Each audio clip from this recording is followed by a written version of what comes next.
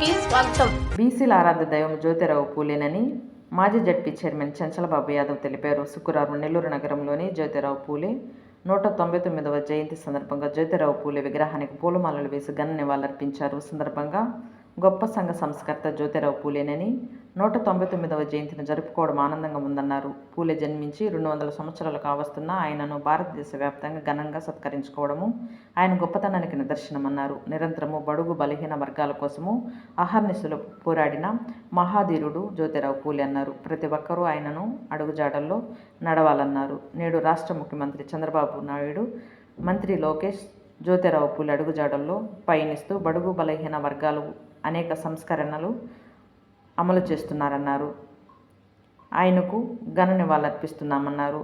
ఈ కార్యక్రమంలో బీసీ సంఘాల నాయకులు సుమన్ యాదవ్, బీసీ సంఘాల నాయకులు పాల్గొన్నారు.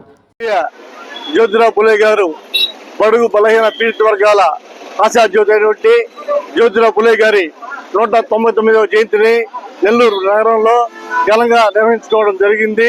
జ్యోతిరావు పూలే మహానుభావులు ఆయన జన్మించి నేటికి 199 సంవత్సరాలు అంటే దాదాపు 200 సంవత్సరాలు కావస్తున్నా కూడా ఈనాటికి కూడా ఈ భారతదేశంలో ప్రతి ఒక్కరు కూడా ఆయన స్మరించుకుంటున్నారంటే ఆ రోజుల్లోనే జ్యోతిరావు పూలే గారు బడుగు బలహీన పీడిత వర్గాల కోసం, సాంఘిక సంస్కరణల కోసం, సాంఘిక సంస్కరణల కోసం, అందరికీ సమన్యాయం కోసం ఆయన పోరాడినటువంటి గొప్ప వ్యక్తి జ్యోతిరావు పూలే గారు తెలుసుకుంటూ ఈరోజు మా ప్రభుత్వం, కూటమి ప్రభుత్వం, చంద్రబాబు నాయుడు గారి నేతృత్వంలో ఉన్నటువంటి కూటమి ప్రభుత్వం కూడా బడుగు బలవర్గాల శ్రేయస్సు ధ్యేయంగా మా నాయకులు చంద్రబాబు నాయుడు గారు అన్ని రంగాల్లో కూడా బలహీన వర్గాలను ముందుకు తీసుకెళ్తూ జ్యోతిరావు పూలే ఆశయాలను కొనసాగించడానికి మా ముఖ్యమంత్రి నారా చంద్రబాబు నాయుడు గారు ఇద్దరేమి, మా యువ నాయకులు నారా లోకేష్ బాబు గారు గాని అనేక పథకాలను ప్రవేశపెట్టి చట్టసభల్లో గాని అనేక రంగాలలో గాని నామినేట్ పదవుల్లో గాని బడుగు బలహీన వర్గాలకు ప్రాధాన్యత ఇచ్చి